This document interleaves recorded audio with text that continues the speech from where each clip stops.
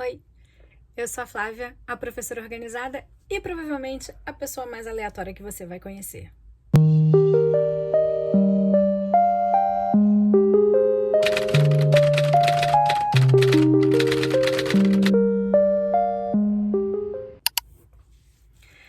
Se você é novo aqui, aproveita, já se inscreve no canal. Eu sei que eu nem comecei a falar, mas se você puder, já dá um like no vídeo, já sentindo assim que você vai gostar do que vem. Eu sei que é meio chato a gente ficar falando isso, assim, eu mesma detesto falar, mas é porque isso ajuda, né, o YouTube a entender que as pessoas acham alguma coisa, aleatoriedade que eu falo, relevante e entrega para mais pessoas, né? E isso ajuda a gente também a ter um pouco mais assim de incentivo para continuar gravando, né? Bom, aqui eu costumo falar de organização, de produtividade, mas eu também falo muito de livro, eu falo muito de artesanato, eu falo muito de papelaria, eu falo muito sobre coisas que me dão vontade de falar. Então, se você é essa pessoa aleatória que nem eu acho que você devia ficar por aqui. E também, quem sabe, se você conhece uma outra pessoa aleatória assim que nem eu, já compartilha com ela, pede para ela visitar o canal, se inscrever também. E sem mais delongas, hoje eu vim fazer um vídeo que desde o ano passado eu me prometo todo ano vou fazer, todo ano vou fazer e nunca faço, que é falar sobre os livros que eu li no mês. Isso ajuda você, né, a conhecer algum livro ou saber o que eu achei de algum livro que você tá a fim de ler. E também vai ajudar a Flávia do futuro a saber o que ela achou do livro na época que ela leu, porque, sinceramente, eu esqueço, né, gente? Eu esqueço completamente. Então, vamos lá. Não foram muitos livros, mas eu quero falar também sobre os livros que eu quero ler em fevereiro. Eu prometo que eu vou tentar não falar muito, tá? O primeiro livro que eu li em janeiro foi Impostora, que é da Rebeca, eu acho o nome dela, Rebeca Kuang, que é a mesma autora de Guerra da Papoula e de Babel, dois livros, inclusive, que eu tenho, que eu não li. Eu tô muito afim de ler Babel esse ano. E esse livro é um pouco diferente, né? Porque A Guerra da Papoula e Babel são livros de fantasia, né? Esse livro aqui foi um livro super badalado no ano passado. E ele fala sobre duas amigas, né? A June e a Athena. Elas se conhecem na faculdade, no curso de escrita. As duas são escritoras. Elas têm uma amizade que a gente não consegue definir, né, exatamente como é, porque o livro é contado sob o ponto de vista de uma dessas meninas, que é a June. E o que acontece embora elas tenham se formado juntas, né, sejam ali contemporâneas e tal, ambas publicam o seu primeiro livro. A Athena explode, vira a queridinha, né, do meio literário, enquanto a June flopa total. E a June tem uma inveja absurda da Athena por causa disso, né? Então, ela acha que tudo que a Athena faz é artificial. Ela, na verdade, ela se coloca ali numa posição de vítima o tempo inteiro, que na página 20 você já tá odiando. Aliás, na verdade, eu odiei basicamente todos os personagens desse livro. E eu acho que talvez seja por isso que muita gente chegue ao final do livro meio sem saber se gostou ou não, porque os personagens são detestáveis. E na verdade eu acho que se a autora consegue fazer isso, é porque ela conseguiu fazer um bom trabalho, né? Mas enfim, o que acontece? Elas continuam ali meio próximas. Num determinado momento lá, a Athena chama a June, elas passam lá uma noite juntas e acontece um acidente e a June vê a Athena morrer na frente dela. Ela tenta acudir, enfim, né? E aí o que a June faz? Quando ela está indo embora da casa da Athena, depois que tiraram o corpo, enfim, que ela prestou todos os depoimentos, ela leva o manuscrito, a primeira versão do livro que a Athena estava acabando de escrever. E ela leva aquilo meio sem saber porquê, e ela resolve começar a ler aquilo e ela vai editando. E chega num determinado momento que ela acaba mesmo se sentindo dona daquele manuscrito. E ela publica como se fosse dela. E aí, gente? Aí o negócio vai só ladeira abaixo. O negócio complica por quê? Porque a June é uma mulher branca, uma americana branca. E a Athena é sino-americana. E ela estava escrevendo um livro sobre os trabalhadores chineses na Primeira Guerra Mundial. Então vocês imaginam o bafafá que isso não deu. Muita gente começa a desconfiar de fato que a June tenha roubado o livro da Athena, mas ninguém consegue provar que isso realmente aconteceu. A June continua jurando de pé junto que ela não fez isso, enfim, gente. E o desenrolar do livro, então, gira em torno disso. Ele fala também muito sobre a questão das redes sociais, né? Como é que as redes sociais, elas permitem que você construa um personagem de si mesmo e também que as pessoas construam a imagem que elas querem de você. E também como as redes sociais, elas podem destruir a reputação de uma pessoa, acabar com a vida de uma pessoa, né? Então foi bem interessante, assim. Eu juro que eu cheguei ao final do livro sem saber direito se eu tinha gostado. Eu precisei pensar, assim, alguns dias sobre o livro. Muita gente não gostou do final. Tem uma cena, realmente, ali um pouco antes do final, que você fala, porra, cara, amiga, pra que você fez essa cena, né? Assim, desnecessário. Me parece assim, eu preciso dar uma guinada e, sei lá, perdi a criatividade. Mas o final em si, eu achei absolutamente perfeito. Eu não esperava que o livro tomasse um outro rumo, sabe? Tinha que ser aquilo mesmo. Aquela cena anterior, né, ao fim ali, é desnecessária, ela podia ter arrumado uma outra saída, mas, enfim, o final em si, eu gostei. No final das contas, depois de pensar bastante, eu acho que eu gostei bastante do livro. Eu tenho um pouco essa coisa de dar estrela pro livro, sabe? Eu começo sempre o ano dando muita coisa, depois eu começo a comparar tudo, aí chega no final do ano eu vou diminuindo as estrelas dos livros que eu li no começo do ano. Então eu acho que lá pro final do ano eu vou talvez dar 3,5 estrelas. Hoje eu tô dando 4, 4,5. Acho que talvez 4, vai. É só realmente aquela cena que incomoda e aí, né, dá uma broxada, assim. Mas eu achei o livro genial, assim, pelo fato dela tocar, assim, em temas sobre o mercado literário, ela sendo escritora, uma escritora conhecida, que eu achei bastante corajoso, né? Muita coisa, assim, a gente ouve falar. Há coisas ali em relação a egos e essa construção de personagem que a gente vê em tantas áreas, até na área acadêmica, sabe? A gente vê isso. Então, eu achei bastante interessante. E acho que a gente pode ler esse livro olhando para essas questões e tentando refletir, né, sobre isso, assim. Esqueci de dizer, né, o Impostora, ele foi editado pela Intrínseca, e foi traduzido pelo Yongyu Kyo. Desculpa aí, provavelmente pronunciei o nome errado, né? E ele foi lançado, eu acho que 2023 aqui no Brasil, né? 2023 aqui no Brasil. O segundo livro que eu li em janeiro, vou deixar a capinha aqui, foi A Vida e a Morte de Kitty Carr, que foi publicado pela Astral Cultural em 2024, traduzido pela Débora Isidoro. Eu comecei a ler esse livro, assim, quando esse livro foi lançado, eu fiquei curiosa, né? Porque bastante gente falou sobre ele, muita gente comparava ele aos Sete Maridos de Evelyn Hugo, mas como eles comparavam aos Sete Maridos de Evelyn Hugo, eu achava que ia ser só uma coisa, mais um livro sobre Hollywood, sobre atriz, etc. Aí eu falei, pode ser, uma hora que eu tiver afim. E aí eu tenho tentado acompanhar os livros lá do clube da Astral Cultural, as conversas são sempre divertidas e tal. E aí esse era o livro de janeiro, eu falei, vou começar a ler e ver o que eu acho, e de repente eu leio ou não.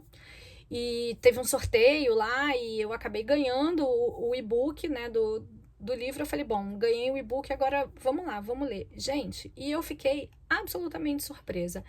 Eu acho que assim, a semelhança que tem com Evelyn Hugo é de fato porque tá falando ali sobre a vida, né, de uma atriz de Hollywood muito famosa, que ganhou Oscar e tal, e a gente vai descobrindo ali o passado dela, né? Então, qual é a história? A Kitty Carr é essa atriz que morre ali na casa dos 80 anos, e ela deixa toda, é uma atriz branca, muito famosa de Hollywood, já ganhou Oscar, enfim, e ela deixa a fortuna dela toda para 3 irmãs, que são as irmãs St. John, que são 3 meninas, né, também de uma família famosa, a mãe acho que também era atriz, uma das filhas é atriz também, tá na lista dos indicados ao Oscar.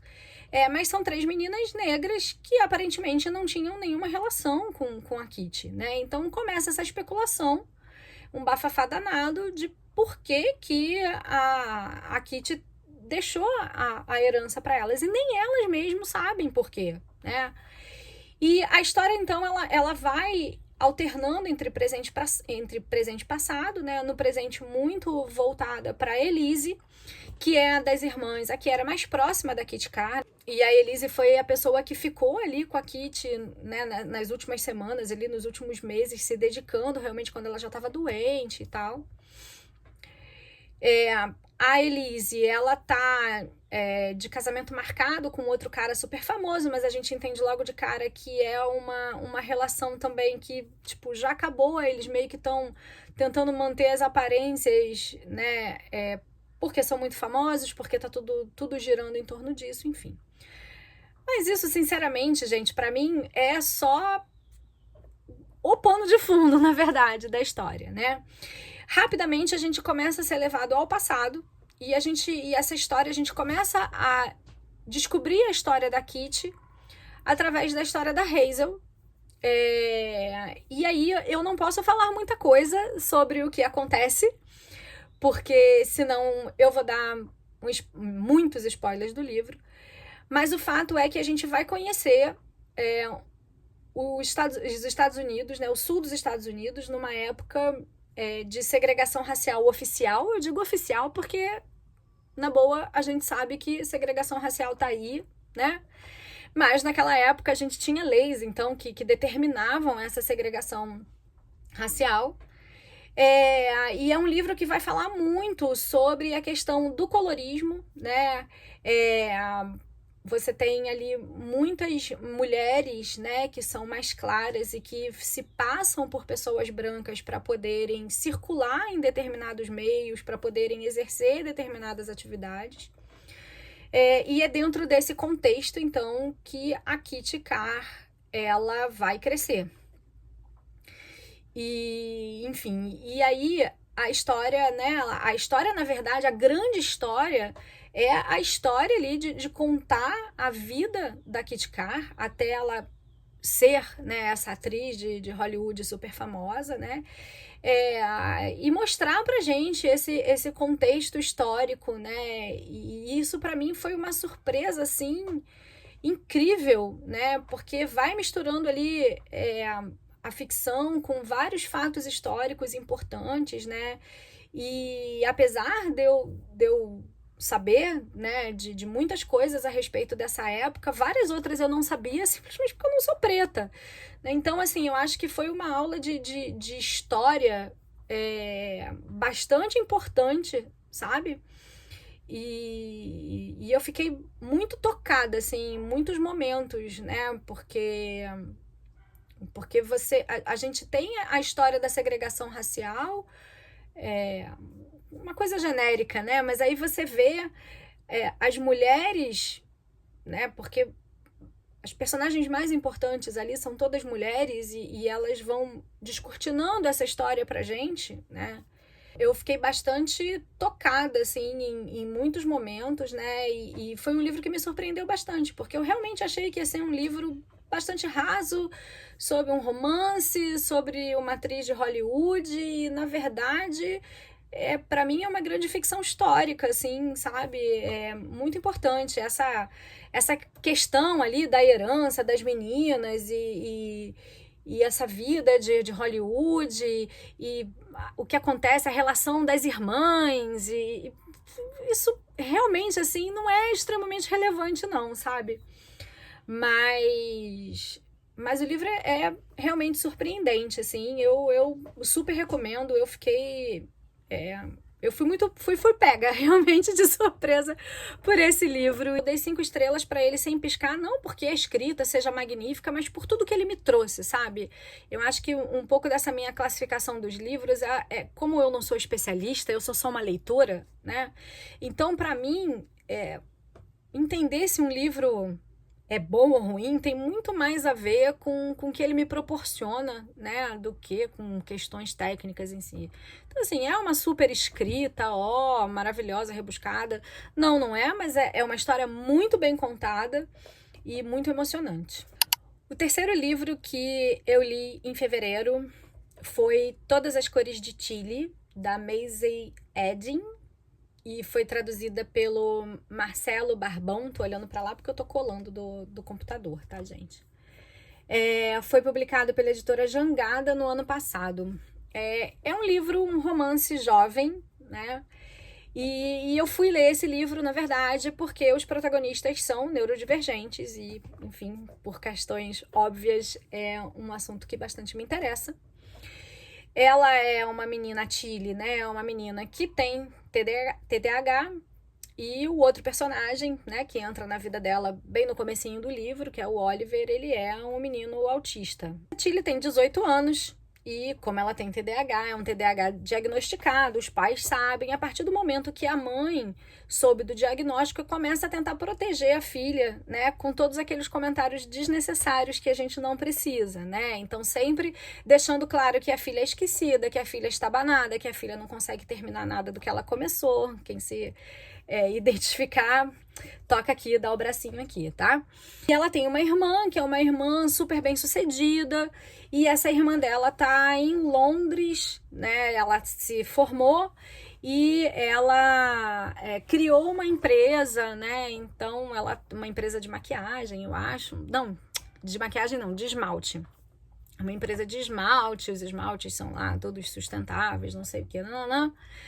E aí ela chega às férias e os pais dela então resolvem mandar ela para fazer um estágio na empresa da irmã, né? Então ela vai ficar lá um tempo com a irmã, vai passar o verão lá, estagiando com a irmã. E o intuito dos pais, na verdade, é fazer com que ela caia em si, com que tipo de vida que ela tem que ter, né? Que ela precisa fazer faculdade, porque ela não sabe se ela quer fazer faculdade, porque ela acha, na verdade, que ela não vai conseguir terminar a faculdade. Ela já caiu naquele buraco que a gente cai de achar que ela não é boa em nada, que ela nunca vai conseguir terminar nada, que ela nunca vai ter sucesso na vida, aquelas coisas todas, né? Que quem tem esse tipo de neurodivergência sabe que a gente é colocado nesse lugar e a gente acaba embarcando nisso. E aí, já no avião, ela conhece o Oliver. Eles têm ali umas interações que são bem engraçadas, né, por parte dos dois, assim.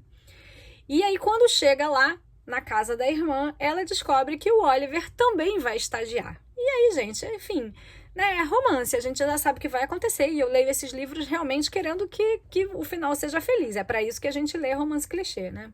Sim, gente, é um livro fofo, um livro jovem, um livro que não tem nada demais, mas que me tocou, né, porque eu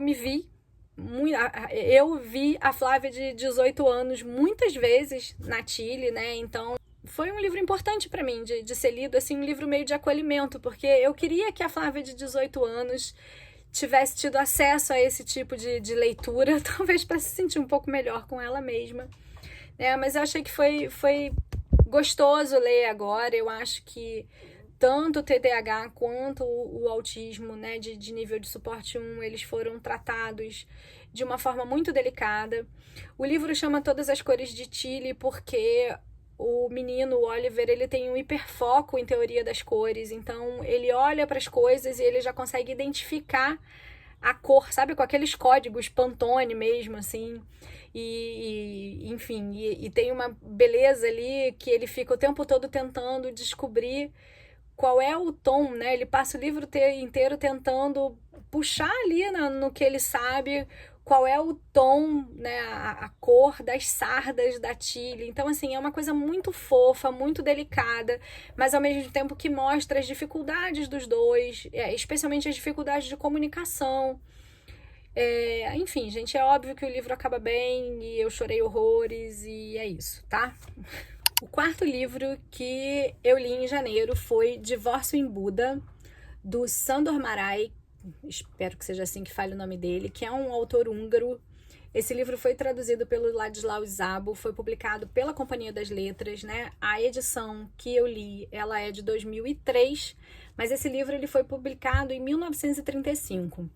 Esse foi o livro de janeiro do Bookster pelo Mundo, que é uma parceria do Pedro Pacífico com a TAG, né? Então a gente assinou e a gente recebeu uma caixa e todo mês tem um livro de um país diferente, né? Então o primeiro país foi a Hungria e o livro escolhido foi esse. Eu, mais uma vez, né, fazia a menor ideia do que eu ia encontrar nesse livro, né? Mas eu me comprometi que eu vou ler todos esses livros, mesmo que eles estejam fora da minha zona de conforto. E no final das contas, esse nem era fora da minha zona de conforto. É um livro muito pequenininho. É um livro que as pessoas que não gostam de livros introspectivos, de reflexivos, de fluxo de consciência, talvez não gostem, achem um pouco lento. Mas esse livro ele conta a história do, deixa eu colar aqui o nome, do Christoph Comivez, não sei se é assim que fala o nome dele. Ele é um juiz de divórcio. E o livro inteiro ele se passa em um dia, né? Só que entre os acontecimentos desse dia, ele vai lembrando de coisas da vida dele, né? Então, o livro ele tem ali uma parte, né, que é um momento, então, em que ele tem essas lembranças e que ajuda muito a gente a entender quem é este personagem, quem são as outras pessoas que estão ali fazendo parte dessa história. O que acontece? Um belo dia, ele tá lá se preparando para ir embora, e aí ele vai dar uma revisão, assim, nos processos que ele tem para o dia seguinte. No dia seguinte, ele tem uma série de audiências de divórcio, né? Ele é juiz de divórcio. E um desses processos é de um casal que ele conhece. Então, ele não conheceu esse casal já junto, ele conheceu essas pessoas separadas, né? Então, o cara que é um médico estudou com ele, eu acho, e a mulher desse médico ele conhece em algum momento ali da vida dele. Então, a partir do momento que ele olha para esse processo, ele começa, então, a se lembrar de várias coisas da vida dele, né? Como é que ele conheceu esse médico quando eles estudaram juntos, como é que ele conheceu essa mulher, né? Que tipo de relação ele teve com cada um deles. Ele começa a lembrar da vida dele, da infância, enfim, ele não teve uma vida muito fácil, ele vai para um internato e aí ele começa a lembrar de pessoas desse internato que foram importantes para ele, e embora isso pareça uma encheção de linguiça e pareça muito lento, né? Isso é importante para essa construção desse personagem. E na verdade, assim, o que tem ali por trás daquela escrita é extremamente profundo, né? Então ele fala sobre muitas coisas. Ele, por exemplo, é um juiz de divórcio que acha o divórcio um absurdo, né? Então ele é extremamente religioso, ele acha que o casamento é uma coisa sagrada, mesmo que você seja super infeliz no casamento, como a gente vai vendo que ele é, né? Ele deixa isso claro, né? Logo no começo. Então isso é super importante. E aí, num determinado momento, né, algumas coisas vão acontecendo ali no dia dele, e aí no final do dia ele chega em casa e esse médico está lá na casa dele, o cara que tá, né, que vai ser divorciado no dia seguinte. E aí o livro dá uma guinada ali no terço final, e esse livro deixa de ser, né, dessas reflexões dele e passa a ser um diálogo entre eles dois, que vão ali abrir, né, cicatrizes do passado, que vão falar sobre a relação deles, que vão falar sobre esse divórcio. E, gente, eu achei simplesmente maravilhoso. Eu achei maravilhoso. Eu não achei nada de parado, né? Eu achei as reflexões que ele faz interessantíssimas.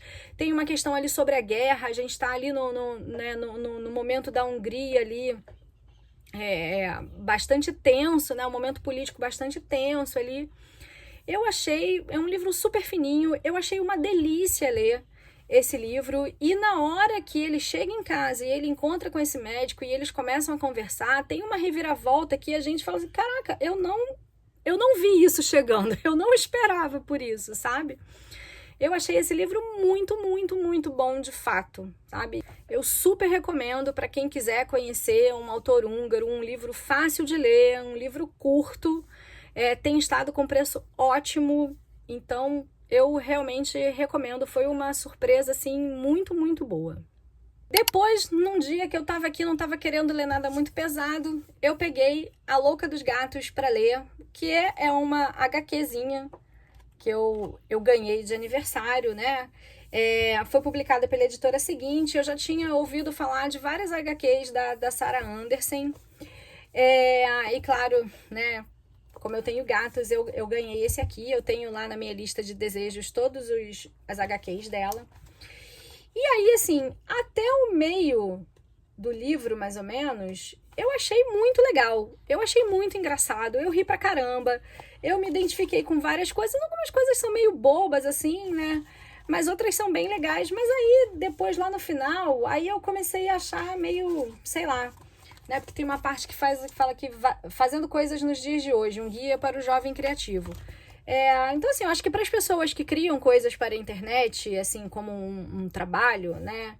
E aí coisas criativas mais ligadas, assim, a desenho, a animação, etc.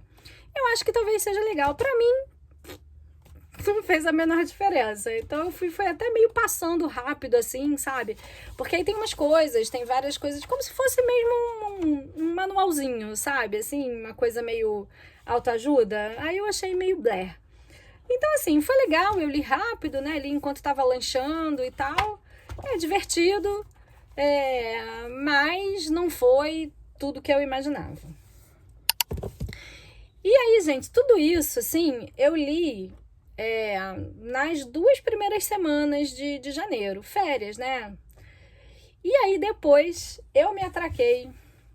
Olha, pode me julgar, tá? Por eu não ter lido esse livro até hoje. Pode me julgar, não tem problema, tá? Eu me atraquei e me apaixonei por 100 Anos de Solidão, do Gabriel Garcia Marques.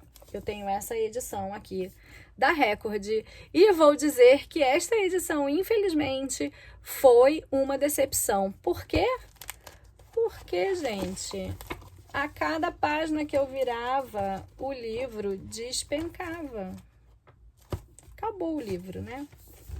Enfim, não sei nem como é que conserta isso, cara. Não sei nem se tem como é que cola esse negócio aqui de volta. Porque o livro despencou inteirinho. Tirando isso, gente, por favor, podem me julgar porque eu estou me julgando. Por que eu não tinha lido esse livro até hoje? Esse livro é um acontecimento. Esse livro é uma coisa espetacular. É um negócio assim que não dá nem pra gente descrever. Eu não sei, eu tinha um bloqueio porque eu achava que esse livro era outra coisa. Outra coisa. Esse livro é sabe, uma coisinha assim, sabe? Que a vontade que eu tenho de começar a ler tudo de novo, sabe? Ele tem cada coisa. E eu li esse livro sem fazer marcação, sem nada, porque eu achei que ia ser uma leitura difícil. Eu falei, se eu ficar parando toda hora pra marcar coisas que eu achei interessante e tal, eu vou demorar muito mais pra ler e vou acabar me desinteressando. Então agora eu tenho vontade de ler tudo de novo, de preferência numa edição costurada, se tiver, né, mais legal, pra fazer essas marcações, assim, porque tem frases que eu acho que eu nunca mais vou esquecer. E aí, claro, né, acabei de ler o livro e já emendei na série. E aí, tola que sou, porque eu achei que já tava a série toda lá. Quando chegou no episódio 6, eu falei, gente, mas tem tanta coisa pra acontecer, eles vão apressar tanto assim. Aí descobri que não, que só tem metade dos episódios, que a outra metade vem em algum momento desse ano. E agora eu vou ter que ficar esperando pra ver o resto. Mas tô achando perfeito, assim, absolutamente perfeito. Que produção espetacular, assim, respeitosa, sabe? Você enxerga tudo, não tem nada ali que não tenha no livro, sabe? As coisas, e basicamente tudo que tá no livro tá ali. É um negócio, assim, maravilhoso. Então foi isso. Fechei o meu mês com 100 Anos de Solidão. Eu estou muito, muito apaixonada por esse livro, por esse universo. Enfim, e eu certamente vou ler esse livro de novo. E olha que eu não gosto de fazer releitura, hein? Mas eu vou ler esse livro outra vez. Agora, gente, para as minhas pretensões para fevereiro. E aí vamos deixar claro que essas pretensões, elas não significam que eu efetivamente vou acabar de ler esses livros em fevereiro ou sequer que vou começar todos eles. Eu estou falando que são as minhas pretensões. Claro que eu não vou conseguir dar conta de tudo isso. Eu me conheço bem, outros livros vão atravessar o meu caminho. Mas, vamos lá, eu acho que o que importa é a intenção. Um livro que eu comecei a ler em janeiro e que eu quero acabar de ler em fevereiro, eu li metade do livro. é No Muro da Nossa Casa, da Anna Kiefer. Esse livro foi publicado pela Bazar do Tempo. Eu peguei esse livro na semana retrasada, quando eu estava indo ao cinema com meu cônjuge. E aí eu falei, bom, vou pegar o metrô. Esse livro é pequenininho, tem 100 e poucas páginas. Eu tinha começado a ler ele depois do almoço. Eu falei, pô, vou acabar de ler esse livro no metrô, super rápido, né? Mas, gente, esse livro é tão doloroso, que chegou no meio do caminho, no metrô, eu tava me sentindo tão mal, aquilo tava me causando uma ansiedade tão doida, aquilo tava me doendo tanto, né? Porque a gente tá falando de uma história real, né? Assim, apesar da escrita, né? Ela é feita como se fosse uma conversa da Ana com a mãe dela, e eu acho que essa conversa não existiu de verdade, né? Foi a forma dela contar essa história.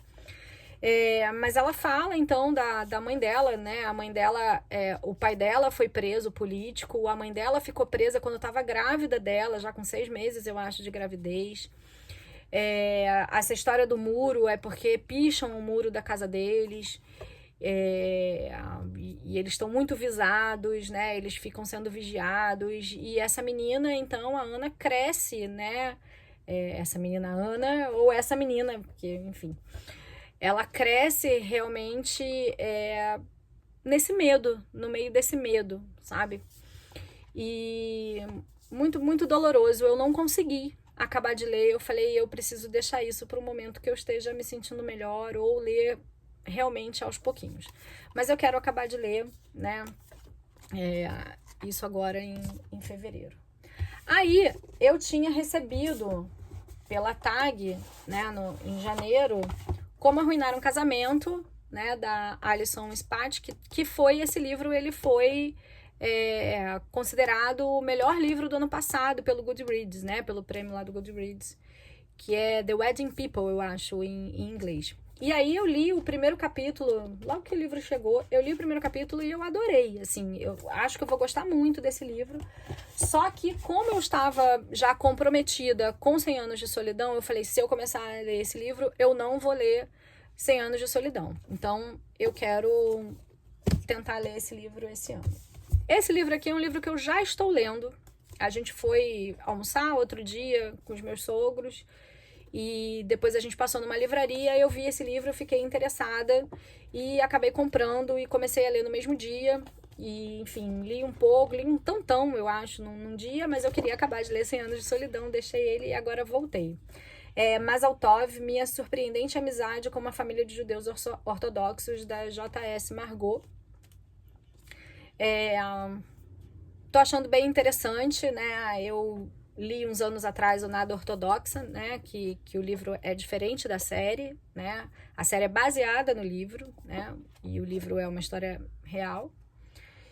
E, enfim, tô achando bem interessante. Eu tenho bastante interesse sobre outras culturas, né? Então, sempre que tem um livro, assim, que me mostre uma cultura que eu não conheça, eu fico bastante curiosa. Tô achando interessante, não tô achando, assim, nada demais, nenhum livro que vai mudar a minha vida, não. Mas tô curtindo a leitura e acho que acaba essa semana. Ele é bem rápido de ler. Aí a gente tem o livro de fevereiro do Bookster pelo Mundo, que é Sob o Olhar do Leão. Vou mostrar a capa original aqui para vocês, que é essa aqui. Que é um livro etíope, né? E ainda não sei bastante sobre ele, não. Mas tem ali também, né, uma história sobre uma família. E, enfim, não sei direito. Eu li o primeiro capítulo, achei interessante. E, enfim, esse aqui com certeza eu vou ler, porque esse é o meu compromisso. Aí, no Clube das Jovens Senhoras, em fevereiro, a gente vai ler O Perigo de Estar Lúcida, da Rosa Monteiro, que eu tô, desde que esse livro saiu, doida pra ler. Eu adoro a Rosa Monteiro, inclusive vi que saiu Todavia... reeditou o A Louca da Casa. Eu não tenho, mas eu li esse livro, foi o primeiro livro da Rosa Monteiro que eu li, então eu acho que eu vou comprar para ter. Então, assim, tô doida para ler esse livro. E aí, o pessoal lá do Bookster pelo Mundo fez um grupo lá de WhatsApp, e a galera lá resolveu fazer uma leitura coletiva de um livro muito simples, muito fácil, que é Grande Sertão Veredas, que é outro livro que eu tô há muito tempo enrolando para ler. E a ideia da galera é ler esse livro bem calmamente, até julho, eu acho, que é o cronograma. Então, assim, acho que vou tentar, né? Porque realmente as metas de leitura são bem tranquilas, assim, são poucas páginas por semana. Então, assim, vou tentar. Então, essas são as minhas muito ambiciosas metas para fevereiro. Eu sei que não vai rolar tudo isso, né? Mas vamos ver. No final do mês, no começo do mês que vem, eu volto aqui para dizer o que fiz, o que não fiz. E você já deixa aí nos comentários se você já leu algum desses livros, o que você achou, se você tem alguma sugestão de outros livros que eu possa ler aí pra frente. Não deixa, de novo, de se inscrever no canal, de dar um like, de deixar o seu comentário, de compartilhar com quem você acha que vai gostar. E a gente se vê no próximo vídeo. Beijo!